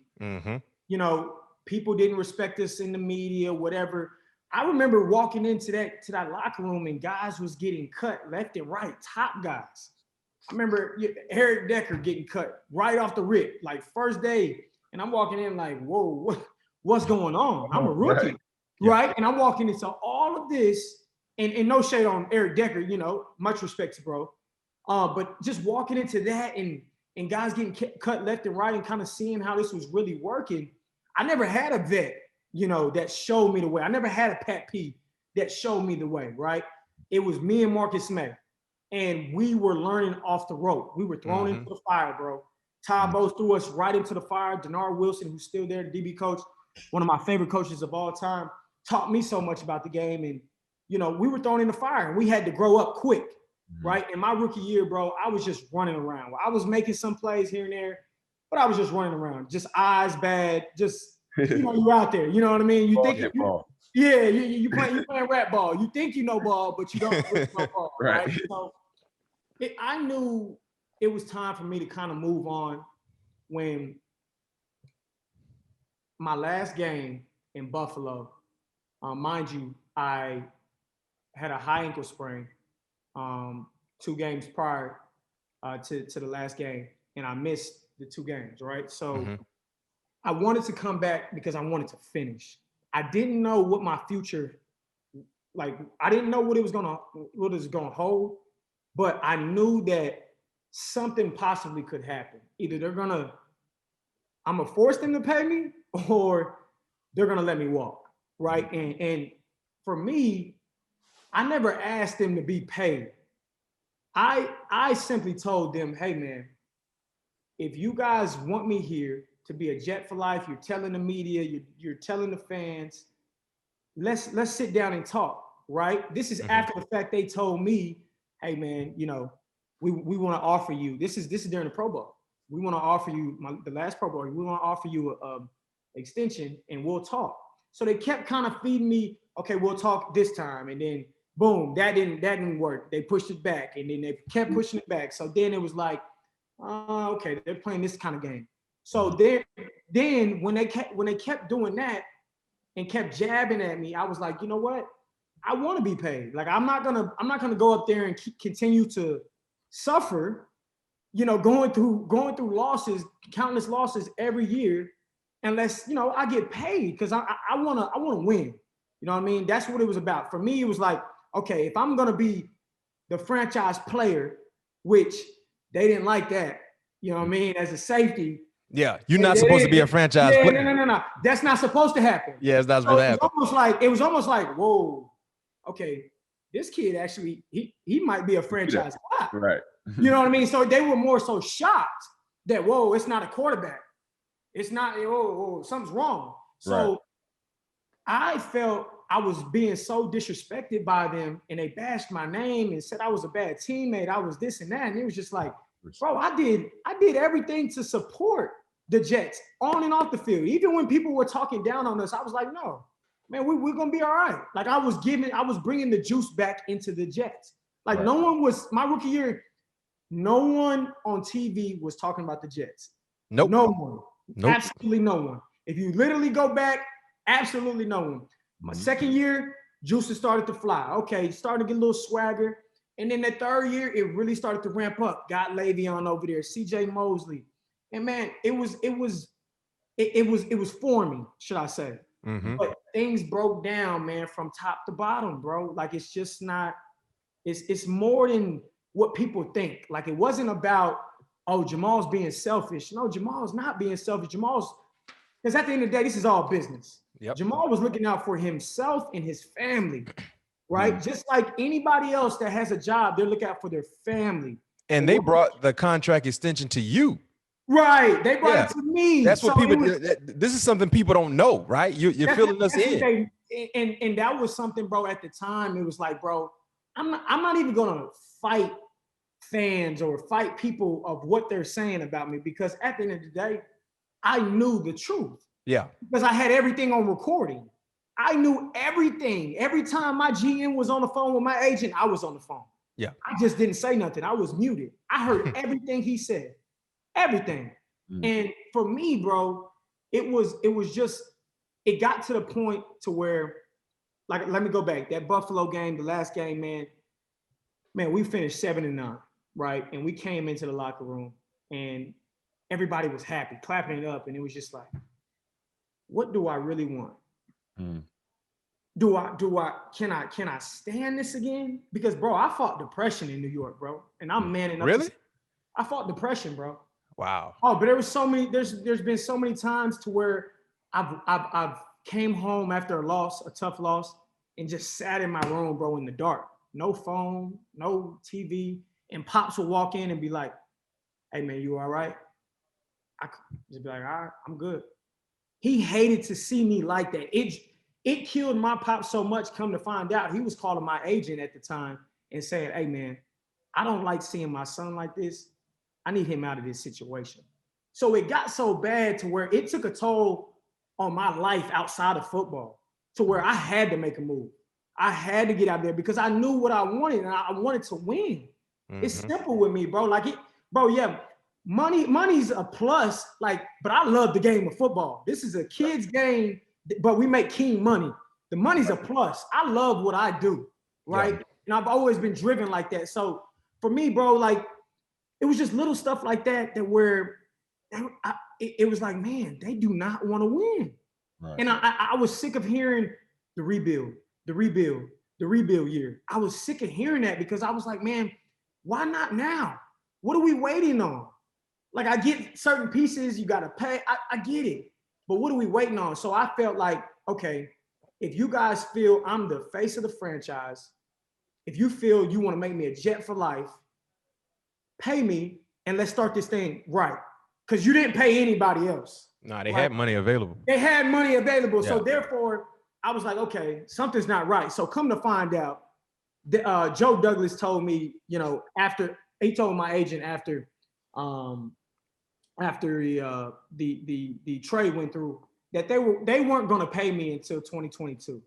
So that was just like, okay, that was just God. That was God getting me out of a situation like that. And again, bro, it wasn't about the money with me. It was just about the respect. And I felt like I wasn't getting the respect that I deserved, right? And I did so much for the Jets on and off the field, 2-time MVP of the team back-to-back. Like the Curtis Martin Award, the only person that did it 3 times was Curtis Martin. The only one who did it back-to-back was Curtis Martin. And it was just like, dang, do you really value me? Right. Am I just a safety to you guys? Because to me, I don't consider myself a safety. I consider myself a playmaker. Right. You know what I mean? I make plays. I wreck games. That's what I consider myself. So I don't limit to myself to one job or one dimension. You know what I mean? So I've always had, you know, that confidence to where I can do anything. I can do everything you ask me to. And if I miss it, or if I have bad eyes on one play, get beat, it still don't matter, because at the end of the day, I know what I can do and I know what I bring to the table. So anything that's said outside, anything that's said in the media, like now it's like, okay, bro, whatever, wipe that off, because I've dealt with the New York media. Right. I'm not worried about the naysayers, because at the end of the day, they don't understand what we really go through on the field and the sacrifice and how hard it is to, you know, take the right angles, make that tackle, or have your eyes in the right placement when you get a fly motion, or here comes. It's different things, right? So, yeah, man, it's a blessing, bro. I think it's taught me so much, you know, about the business, being traded, and you know, at the end of the day, bro, you have to take care of yourself, because this is all business at the end of the day. You guys know that, you know what I mean? And you just want the right fit. You want the right organization that appreciates you, and that's all I was looking for, bro. And Seattle blessed me with that, man. They blessed me to let me be myself. Let me come over here and not be judged, not have to walk on eggshells when I'm in the building, like not having to hide from my GM or owner or my own. They're not talking to me like it like, you know, when McCagnon was there, bro. I'll never forget, man. He used to walk past, you know, a lot of the guys in the hallway, and it wouldn't speak. He didn't speak. It bothered me. It bothered me so much, because I was raised that when you walk into someone's house, walk into a room, you speak to everybody. You speak to the damn dog if you have to, right? I was raised like that. So for me, it was like, man, we're in this to win it, and we're not pulling on the same rope. Right. We're talking about accountability. We're talking about, we have to be better doing the little things, but we're not doing the little things in the building as a group, as a collective group.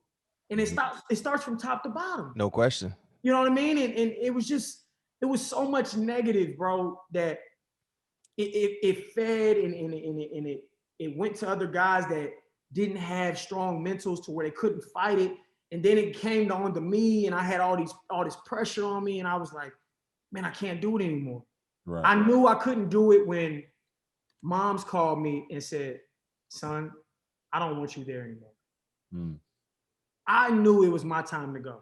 Because your parents, they were seeing what you were going through. Oh, they seen it, bro. Yeah, they seen it. They seen the ins and outs. And that's why I literally had to do what I had to do to get out of the situation. I didn't want to go about it like that.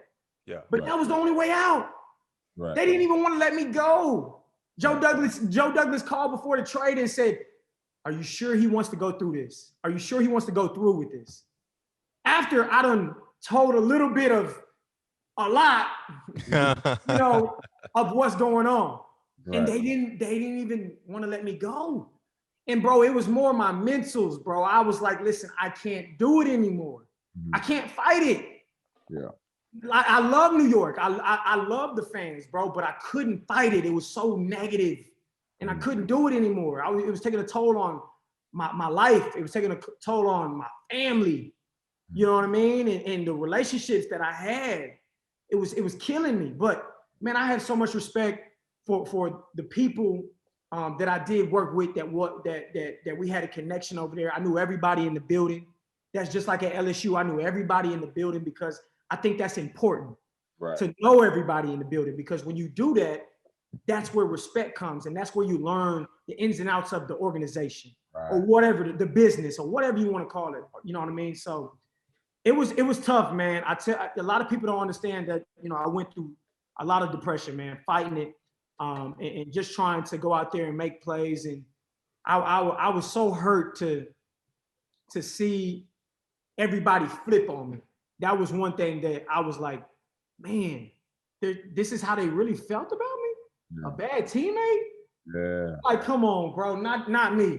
Not me. I'm all about winning, bro. Especially when you doing everything for your guys. Come on, man. Come on, bro. And you calling me a bad teammate? Come on. Yeah, that took a toll on me, bro. But that also tell you, Jamal, how together the group wasn't. Yeah. You know what I mean? Absolutely. At the end of the day, we know it's a business, and clearly when you see things are not done the right way, you should understand as a player, as a teammate, what each individual is going through. Mm-hmm. And that's something that fans don't understand about good organizations and bad organizations. Absolutely. And it's something as simple as seeing the GM or the owner walk into the facility and don't speak to the players that are going about their business every day. Just because you might not be a starter, you might not be a role player, but you have a role and it's important. Yeah. Make me feel like I'm family. You know what I'm saying? Yes. That's the ins and outs that people don't realize. And the best way I can simplify this to our listeners and our viewers, whatever your 9 to 5 is, just imagine your boss don't speak to you. Yeah, like how you gonna walk in? You walk into the building to give it your all, to make sure you're providing what you need to provide for the company, and the guy that's signing your check or hired you walk right past you, but speak to the next person because he has a higher role than you. Imagine how that make you feel. Correct. And bro, he meant well. He really meant well, but he just didn't have the communication skills. Mm-hmm. Right? And not everybody has those skills, but you have to learn them if you don't have them. If you're in this business or top level business, you better have to learn that. Yeah. Even if you don't feel comfortable, to be successful, you got to be uncomfortable at times, right? Yeah. And so it needed to be done. And that was something that I'll never forget, bro. It was, the last meetings, you have your exit meetings. Your exit meetings, right? Yep. And I went to him and he asked, he was like, is there things that I can do personally to help out and change? And I said, man, the number one thing is you got to speak to people. When you walk into the hallway, there's no way they don't feel your energy, your positive energy, no matter what. Mm-hmm. You can't walk past a player, bro. Nah. You can't do it. Man, you can't walk past the people who works in the cafeteria. Come on, man. You can't, the people who are getting tape, the ball boys. You have to treat everybody like they're important. Because you don't know exactly how that can impact them to go about their business. That's one thing we had in Pittsburgh. Yeah, man. Art Rooney, Mr. Dan Rooney, either one. They would speak to you at any given time. You can be a practice squad player. Yeah. You can be somebody who did just sign in for 2 weeks or whatever the case may be. And that's why we always won, because we felt like family. Right. That's how it is over here, man. Like, it was literally walked in and I felt loved. I felt at home. I'm like, wow, this is what I envisioned. Right. Because I wanted to shift the culture in New York. I wanted to do everything possible to bring a championship or just get back to the playoffs. Yeah. That's what I was fighting for. And I felt like, okay, I'm gonna really change this around, bro, as a defensive player, as a safety. And I had the vision but my vision wasn't big enough. There's this over here, man, not even close to what I envisioned. Yeah. Not even close. And it's just a culture. When you have that culture, when you have that family, when you know that you can count on your guy next to you, he'll speak to you when you're in the hallway. There's no hating. No one's hating on no one.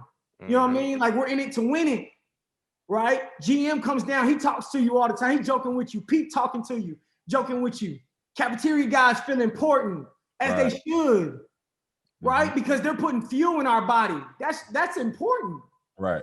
They should, the equipment guys trying to be the best equipment guys in the league.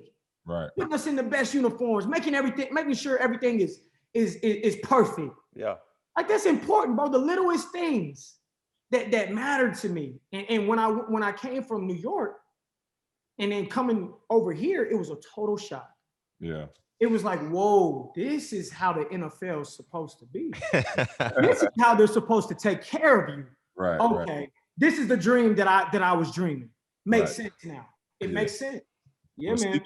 Speaking of your current team, then how excited it is to team up with, a future Hall of Famer and Russell Wilson in that dynamic offense, being a defensive player watching from the sideline. Amazing. A guy that comes in with the same attitude every day. Mm-hmm. He don't miss a heartbeat, bro. And one thing I love about Russ is that no matter what, he stays in it. He stays in the moment. Mm-hmm. He's not worried about, what's going on outside of the moment. Right. He's locked in. And that's a special, unique skill that many people don't see, right? And man, just having him as a teammate, man, I'm always picking his brain and, always trying to, motivate him as well as he's motivating me. Just competing against him, because you're going to get the same Russ day in, day out. Yep. It doesn't matter, right? And obviously people are down on him right now. He's been turning the ball over, but he's so focused on the moment. He's enjoying the process. Yep. He's loving the process. He's embracing the process. And that's what you got to do as a football player, period, man. Like, man, y'all know, man, you have your games, you have bad plays, and sometimes the ball just doesn't go your way, right? Especially as a DB, right? You know what I mean? Question. Like, it just doesn't go your way like you thought, right? Yeah. Hey, but you know what? The fans don't realize that, Jamal. They don't realize that. They think it's supposed to go your way all the time, right? Me and Pat were talking about that earlier. Come on, bro. Look. They get mad at Pat if Pat give up a touchdown or a pass. Right. It's like, bro, everybody's pros too. Exactly. He's a lockdown corner. Like, there's no, you know what I mean? Or I give up a play. Oh, he can't cover. Like, come on, bro. Like, it's like, no, I made an error, right? I need to fix myself. And sometimes that receiver or that tight end or whatever case may be, they just made a hell of a play. Yeah, they're in the league too, right? So it's wins and losses, man, with this thing, man. And the older I get, obviously, and God forbid, hopefully I get to where Pat and you was, man, as far as years. But man, just learning that control what you can control. That's it. Control what you can control and never focus on the outside, because the outside doesn't understand what we're going through. Right. Yeah. It's more to it, bro, than just going out there, throwing your helmet on and just running around, making hits, making picks, and scoring touchdowns. It's more than that. It's film study. It's knowing splits. It's knowing, okay, if they get in this formation, here comes this special route, or here comes. So it's little stuff like that fans don't really understand, and they get caught up in the PFF ratings and you know what I mean. Like, I don't worry about that, man. You know what I mean? I stay focused on the moment, and that's something that I've learned a lot from talking to Uncle Mike, MJ. Having that relationship with him. And always just being that big Kobe fan. I'm a huge Kobe fan. Always, studying him, and obviously Russ reminds me with the same mindset of just stay in the moment. Yeah, stay in the moment, bro. Because the great ones, they do that. The good ones figure out a way to, okay, nah, I'm not gonna stay in the moment. I might try to do something else. No. Stick to the fundamentals, bro. Hey, Jamal, did you just refer to Michael Jordan as Uncle Mike? Yeah, man, I'm fortunate enough with that one. Yo, everybody don't have that luxury, man. No, so I tip man. my hat that I don't have on to man, you. It's big, bro. Just learning so much from him. Bro, the ultimate competitor. Man. No question. When I say ultimate in anything and everything, bro. Anything. It does not matter. And he knows he's gonna win. Yep, no doubt about it. You can't tell him he's gonna lose. It don't matter. He'll figure it out. Right. You know what I mean? I play a lot of golf with Uncle Mike, as you phrased too. Okay. I got a real tight relationship with MJ as well. And that's cool, man. And like you said, man, he is definitely the ultimate competitor. And he want to bet. The thing I love about Mike, though, obviously we know Mike got millions and millions of dollars. My first time ever playing golf with Mike was playing with some buddies. And the dude was like, "You want to bet?" He's like, "Yeah, I bet." He was like, "What you feel like losing?" The dude was like, $5. He's like, "Bet it." I take that. It don't matter, bro. $1, $1,000, $1 million. Listen, he is gonna take it, bro. He's all about competing, bro. And that's a special thing, bro. Not everybody can do it because most people be like, "Oh man, you're doing too much." Right. But that's what drives him, bro. Exactly. And that's what made him great. Yeah. Shout out to Jordan Brand, right? Shout out to him, bro. It's a special thing, bro, when you can be around somebody that special to where he's done it at the highest level. Mm-hmm. And it's a beautiful thing when you can pick somebody's brain like that, man. So I'm so fortunate enough to have that contact and to obviously call him Uncle Mike, man. I'm so blessed to be a part of the brand. And he keeps you laced up week in and week out with some exclusives on your feet all day in the glove game. All day long. It's a blessing, bro, because all the guys be like, "Man, Mark, what size you wear?" I be like, "Man, look, I wear my size, man. Y'all not gonna get me cut." Exactly. Hey, Jamal, what's tell us the biggest difference in coaches, right? Pete Carroll, Adam Gase. Positivity. Mm-hmm. You know what I mean? Having confidence in yourself, having confidence in the team. No matter what we go through, we're gonna find a way. Whatever it takes. And bro, listen, I no shape or form do I hate Adam Gase. Mm-hmm. No shape or form. Because I have no hate in my body. I have a pure soul. I don't hate on anybody, man. And no matter what we go through, it's all love my way. Yeah. It just didn't work out.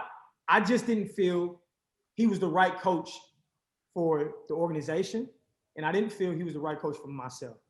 And that's just how I looked at it. And at the end of the day, that's no shade on him, man. Like he coaches in his own way, right? Mm-hmm. Everybody coaches different, and I didn't feel it was for me. I mean, like I said, and Pete is a positive guy, man. He's so competitive. He makes practice competitive. He makes it fun. He always has the music blasting. Like, bro, there was no music at the Jets, man. Oh, like, man, that's a bad environment, man. You walk in on game day, if you forget your headphones, you out of luck. There's no music. What? Oh, wait a minute. You mean game day, y'all don't have any music in the stadium? Oh, man. Hey, bro, you walk into that stadium, right? You walk into that locker room. You got your fit on. You fly. Yeah. You better make sure you have your ear pods, your beats, your Bose. What? Make sure you have some shape or form of headphones because he didn't like music in the locker room before the game. But my thing is this. It's all about the players and making sure the players are comfortable and hyped to go to war, go to battle. Hey, look, I didn't win it. I couldn't win that battle. I tried. Hey, I'm gonna tell you this much. In Pittsburgh, I was a team DJ, so I supplied the music, the edited versions for the stadium and pregame, and in the locker room and the weight room. The week of, we rocking. Guimon, our strength coach, man, he used to love plies. He used to ask for plies all the time, Pat. Absolutely. You know what I mean? So, but that's the energy, bro. Yes, you gotta have that energy, man. There's no way at practice, like for what we do, right? As football players, we go out there through injuries, through sore bodies, and just the practice, man. I mean, Pat, he's an OG in the game, bro. Like I know he wants to hear some music to get him going. Okay, like no question. Like Pat can't just go out there anymore and not stretch and just go out there and just start covering. It don't work like that. You don't just get energy like that anymore. Like I'm getting older in the game, but I'm still young, right? So you need that extra. You need a little bit more just to get you going, bro. It's long meetings. Yes. Oh man. Oh you know man. Them meetings like, so long. Bro, you know what I mean? You know how it works. You know, so when you come to practice, you want to make sure you got some juice. No question. Right before you go out. Bro, we didn't have the only time we had music was during stretching. And as soon as stretching was over, it was cut off. Wow. And it was dead silent. And you can't get juiced up. You can't compete. You can compete. Obviously, I was going to compete anyway. Right. Yeah. Because I'm the ultimate competitor. But it wasn't, the atmosphere wasn't right. Right. And that's what I was trying to create, bro. That's crazy, man. That's crazy.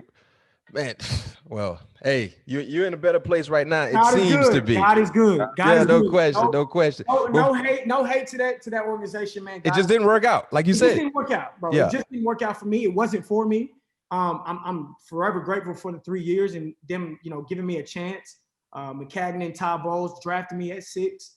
I love Todd Bowles. Todd Bowles is a beast. Oh my gosh. My God, that's my DC too, man. That's my boy. Well, much respect. I love Todd so much, bro. Like that, man. He taught me so much, bro. And God, you don't realize what you got until it's gone.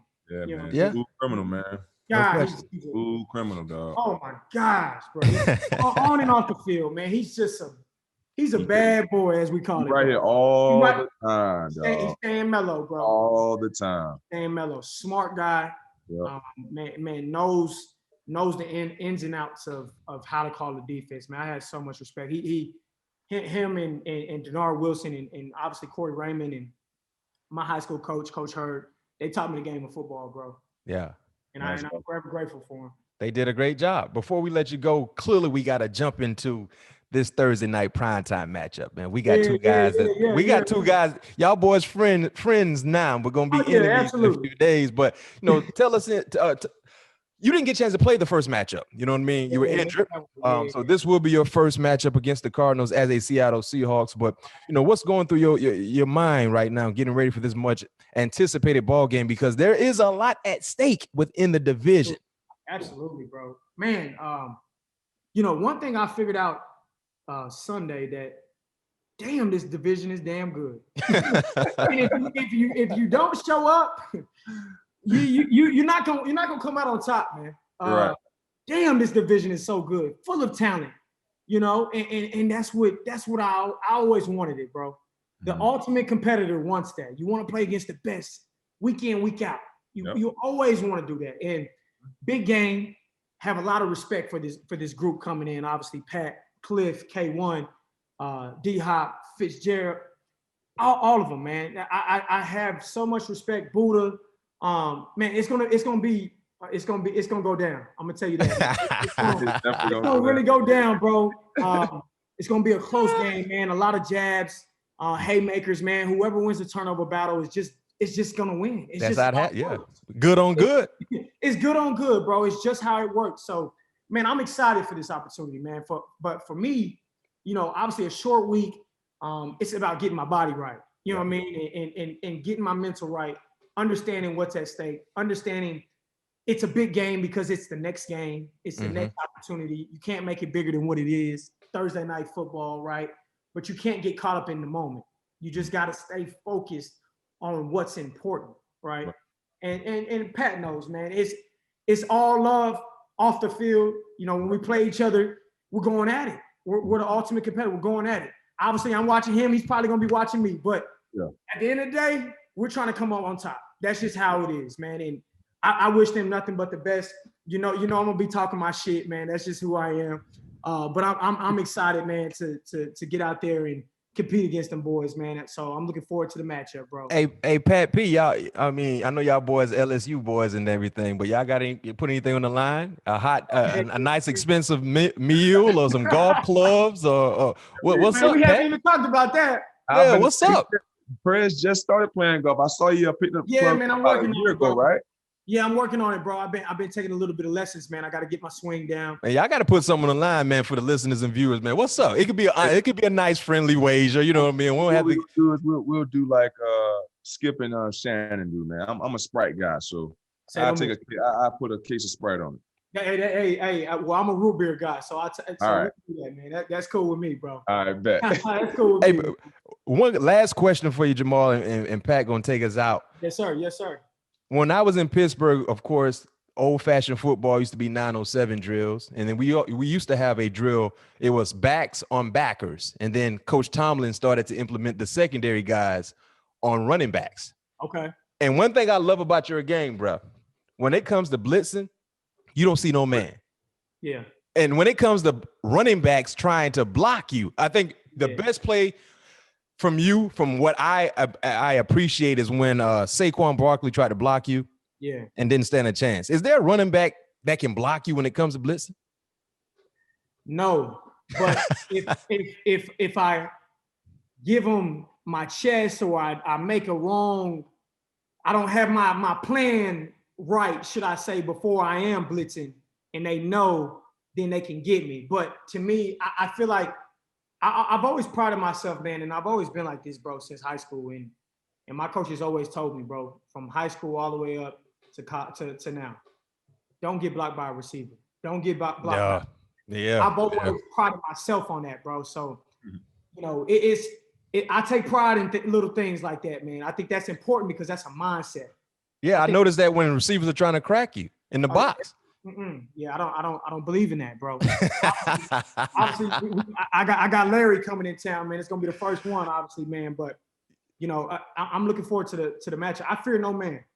I might be beat up, hurt, but I'll figure it out. And that's how it happened. That's how it happened last game, man. I was trying to figure it out. I had to go into the locker room, first play of the game, and obviously banged up my shoulder. Had to get it right. Came back out, and you know, it didn't start kicking in until about the end of that second half, and then it started to turn on. I had to do whatever I had to do, whatever it took, man. That's what I'm about, man. I never want to leave my teammates out there to dry. If my legs are moving, God forbid, I am on that field, man. I'm on that field. I'll find a way, goddamn. Hey, Jamal, you need to stop talking, because I think when the Jets fans see this or hear this, they're gonna be pissed off. Because listen, I can't. Once was in their uniform. Right now, I've realized that if you literally go to my Instagram, bro, I can't post a picture without getting some hate, oh, you're a clown for leaving, oh, you're on one of the worst defenses. Listen, I've come to realization that many just don't want to see me win, bro. No question. And that's okay. Pat was talking about the same thing. Okay, you know what did you say a few weeks ago, Pat? You know, players get criticized when they request a trade or ask for a trade, but the organization ship guys off all the time, and it's no big deal. People don't want to see me win, bro, and I gave up fighting that battle. I'm happy. I'm happy where I am in life, on and off the field. I know my loved ones back home, my family, my brothers that I grew up with. You know, I know they have my back. I know they support me. They tell me all the time, man, you're great, bro, because you inspire us. And that's what greatness is about, bro, inspiring the ones that look up to you, the ones that were in your circle. Sometimes you can't reach everybody because they're not going to understand who you are as a person. And I gave up fighting that battle, bro. As soon as I got traded, I gave it up, man. So I don't the PFF rating, man. Listen, I don't worry about those things, bro, because I'm all about the team. It's not about me. I got to go out there and make the plays for the team, so we can put ourselves in position to win the ball game. No doubt. That's it, man. I'm at peace with the rest of it, dog. Like I really am. Like I'm not trying to battle it anymore because I know who I am. Right. If I feel I'm the best at what I do, I feel I'm the best at what I do. That's just my confidence. Right. It's period. There's nobody going to tell me anything different. You just can't, but how I look at this thing, man, before I let you guys, boogie off, is there's greatness everywhere, right? There's not just one person who's great. Oh, he's the best corner. Oh, he's the best safety. No, there's multiple guys out there that are great at what they do. Right. And let's just respect that. Yep. It doesn't need to be a battle about that, because at the end of the day, that's just like MJ and LeBron, Kobe. Right. You're never going to figure it out who's the best. Right. Exactly. Everybody's going to have their opinions. You know what I mean? No doubt. Everybody's going to have their opinion, bro. So it's a battle that you gotta be secure with yourself. And when you start to hate on other people, that's why, man, I show love to everybody, man, that I watch, because I respect their game. I respect Buddha Baker so much. I told him after the last game you guys played us, I said, man, keep going, bro. You balling. You're a beast. You balling, bro. No question. And obviously, him and I, we got 2 picks in the last whatever. And people, they criticize this. Oh, he only got 2 picks, blah, blah, blah. Box safety. Now I'm getting called a blitz boy. Oh, that's what they call you now? I'm getting called a blitz boy, man. They say I'm just a blitzer now. So at the end of the day, you got to take it for what it is, bro. At the end of the day, I'm going out there to ball. Yep. When my name is called, when my jersey number is called, and it's my play to make, I got to go make that play. Like you told Pete Carroll when you played against Buffalo, let me go get him. No, man. I saw that on the sideline. Well, get this though. Get this. Let me hear. The media, not the Seahawks media, but everybody else. Yeah. New York media. They tried to say I was getting into it with Pete, right? Huh? I told Pete after that sack, I said, man, let me loose, let me eat. I feel like Kobe in the 4th. Oh, you went Mamba mentality. Oh, let me eat. But that's just my mindset, bro. Put the ball in my hands. Put it on my shoulders. If I mess it up, I mess it up. I missed it. But I'm going to go down swinging. Best believe that. Hey, this King talk right here, because earlier on the show, Pat was talking about his first matchup against Calvin Johnson. And Pat, what you said, you told Coach Orton, no, I don't want to do no vice. Let me go. No vice. Let me play. Make me a man. Yeah, exactly. Let me earn my stripes, bro. Exactly. Hey, bro. At the end of the day, you might get me once or twice, but best believe I'm gonna get you. I'm gonna get you. And I'm coming. No more than what you think. Don't think I'm gonna lay down. I'm gonna come back. Right. Hard. I'm not gonna lay down. You can beat me, but I'm not gonna lay down, and I'm gonna still talk my noise because it's just how I am. No doubt. That's King talk, bro. I'm a competitor, bro. You're not gonna knock me off my game because I gave up a play, or you're not gonna do it. Can't happen. It won't happen, and I won't let it happen, bro. And then you hit on it earlier. That's the difference between the good ones, the really good ones, and the great ones. No question. We have that short-term memory, as doctors call it, amnesia, to where we forget about the stuff that happens, because we also, like you alluded to, we know what we're about. We know what we can do to make plays. Now we just have to tap into that go make that play. That's it. It's all about the little things, bro. You know that. Everything as a DB is about the eyes. And you know what? It's the same mentality you got to have in life. That's it. Same mentality. If you want to be successful. It teaches you so much about life, bro. No, man, listen, I talk to little kids all the time, and parents as well. Yeah. Football was the first structure outside of my house that preached discipline and accountability. Right. Everything else followed suit. But when it came to football, because I knew I had 10 other guys dependent on me. If coach told me as a youngster, do not let this ball get outside of you. Yeah. If you do, we're all going to fail. Guess what? I can't let the ball get outside of me. Right. If coach said practice start at 6:30, and if you're not there on time, you're not going to play. Guess what? Mom, I got to get there before 6:30. Right. I don't want to let the guys down. Yeah. Being accountable. Man. That's important though. And most guys in the league that aren't successful at what they're doing are not accountable to themselves. No question. They'll rather call out other people on the team instead of being accountable to themselves first and looking in the mirror and saying, you know what? I messed that up. Right. Mm-hmm. I should have never did that. I should have never took that false step. Or I should have never took that chance right there. I got to know the situation. So it's being accountable to yourself first and making sure you got your stuff right before you can talk to anybody else or point fingers, should you say. Mm-hmm. Right. Yeah. And you gotta be secure with that, man. And as a leader, Pat knows he's a captain, man. You can't talk to everybody the same. Yep. Everybody takes criticism or everybody takes a talk different. You can't scream at somebody. You can't, because he might take it as, oh, he's coming at me. No. Yeah. Certain guys take things different. So that's the beautiful thing of being a leader, because most guys, they feel you can mold a leader. I don't believe in that. I think you're born a leader, and you just have that special skill to where you can touch and inspire everybody around you to elevate their game. Because for me, that's what it's about. When I hit that field, I'm telling everybody I'm the best out there when I hit that grass, and I'm gonna be the best out there. But I want everybody around me to be inspired, and I want them to inspire me as well, because if I'm not having my A game, you gotta lift me up. Mm-hmm. That's the beauty of it. No question. The beauty of it, bro. And that's why I love what I do, because you learn, like you said, bro, you learn life lessons. You learn accountability, discipline, doing the little things at all times, having your eye placement at all times, focused on the moment. No question. Those things are important. So, man, bro, just going through so much in the past 4 years, I'm so grateful for my career thus far. You know, I'm only getting better with age, and I'm so fortunate enough to be around guys like you guys and getting knowledge. So I salute you guys, and I appreciate you guys allowing me to come on here and voice, you know, my opinions and my story and whatnot, man. I don't take it for granted. I appreciate you boys, man, for real.